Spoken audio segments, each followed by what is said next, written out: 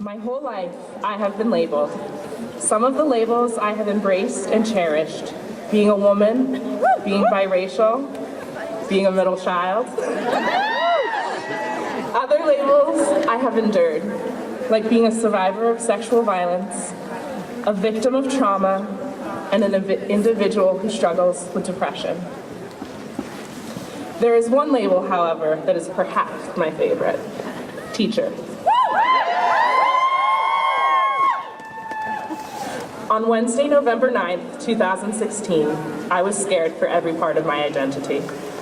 No matter how secure I had felt the day before, every part of who I was felt like it was under attack. My race, my family, my friends, and my girlfriend at the time all felt like things I needed to protect and keep close.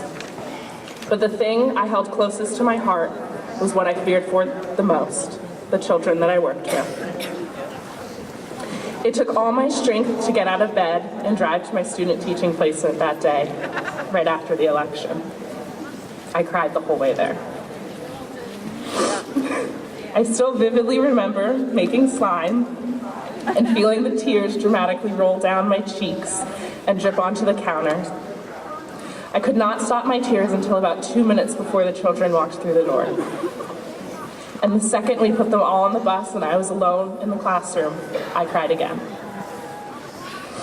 I was scared that the world had become created that would not give these children the opportunity or the chance to openly and unapologetically identify themselves as they discovered who they were and how they fit into the world around them.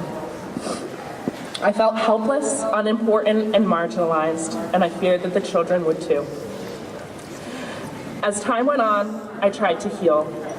The real turning point in my healing process was January 21st, 2017. I cried again, but this time the tears felt different.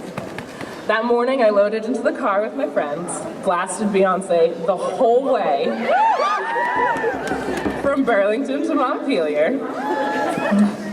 As my friends and I got closer, I saw cars backed up on the highway, and I felt a sense of support and community that I thought was gone. As we parked the car and walked to the start of the march, I felt safety and acceptance wash over me. I felt so happy, and tears of joy rolled down my face as I chanted at the top of my lungs, which is very loud, by the way.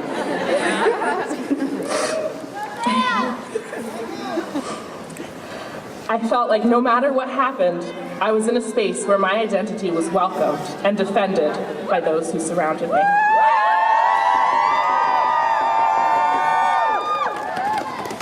After the march, I began to get involved in more ways to create and affirm spaces in my community.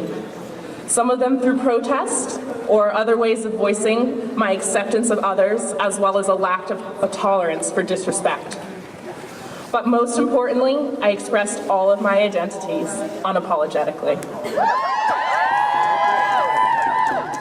I started to speak out. I marched at Take Back the Night, and I openly identified as the victim of sexual violence for the first time.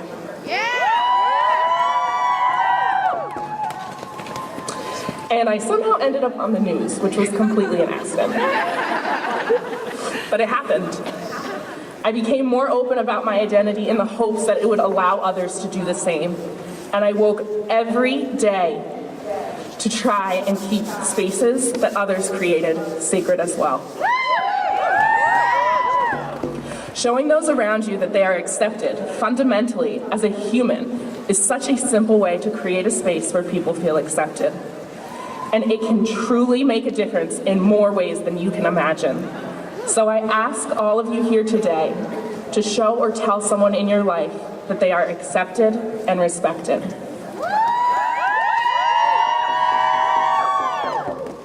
And I ask you to carry that energy forward for as long as you can. Thank you. I was scared that the world had become created that would not give these children the opportunity or the chance to openly and unapologetically identify themselves as they discovered who they were and how they fit into the world around them. I felt helpless, unimportant, and marginalized, and I feared that the children would too.